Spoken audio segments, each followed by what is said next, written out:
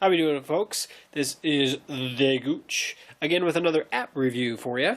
I'm just gonna go ahead and get right into it. I know you don't like the whole bunch of crap at the beginning, so let's just get right into it. Okay, so here's my iPhone. I'm gonna do a app called Photosynth. It is an app put out by Microsoft, actually, believe it or not. And it actually is one hell of an awesome app. It is a panoramic photo app. If I actually go here to show you some of the photos I've already done. I did one of these the other day that I think is pretty sweet. Let's see here. This one right here is a really neat. I mean, it creates panoramic images and it stitches them together very, very easily and very well. I mean, it's a very well done app. If I go back to a different one, I mean, you can see depending on where this one right here is another 360. I've also done a lot of non-360 ones. Like here's one of my job sites. You can see that it just kind of goes from end to end here. You don't have to do 360. When you actually are done using it, you can share it on Facebook. Or actually, you can create a Photosynth account using your Hotmail or your Windows Live ID. But I'm going to show you how this works. But this for a photo stitching app, for a panoramic photo app, this is quite a fantastic app. And the way that you, some of the settings, you can log into your Windows Live and your Facebook account if you wish. Exposure.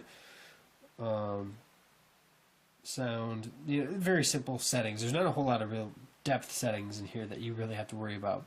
It's just a very simple app. Tap to start and you start. And I'm going to go ahead and go outside and I'll show you how to use it, okay? Okay, so here we are in the app. I turned the exposure settings up on the camera, so that's why it looks like white like hell in the background, but that way you can actually see the screen of the phone. Sorry for the glare that you can actually see the camera too. Apologize for that. I'll try to minimize that. But so basically all you do is, so I'm going to start over here in my backyard here and hit start and kind of aim down a little bit, and then it'll take a picture, and then you can see there's a green dot in the middle of the screen. So you can see there's a dotted line too. So as soon as I get that green dot outside of that dotted line within a certain distance from it, it'll actually take another photo automatically.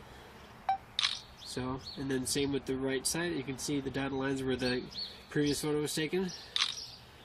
And it'll just keep doing it as you move. And of course you can just get a pano photo real quick. Now if you actually go too fast and you go outside of a set line, that green dot I think will actually change color, but you won't allow you to take a photo. So if see, it'll turn red. So I gotta come back till it turns green. There we go.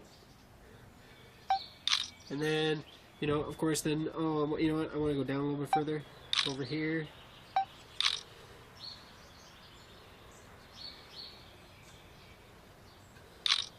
And you can just keep doing it. Same with going up higher.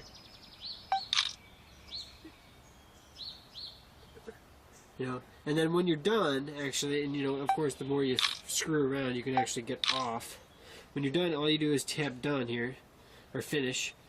It'll start stitching, and while it's stitching, you can actually edit the properties, call it whatever you want. I'm gonna call it test. Oh, well, whatever. There we go. Done. Now the name is changed to test. You can link it to a business if you wish. While it's done stitching. So I'm done editing that. 50% complete. It takes, depending on how big it is, it can take a minute or two to stitch. Usually the end goes quite a bit faster, the rendering of the actual photo.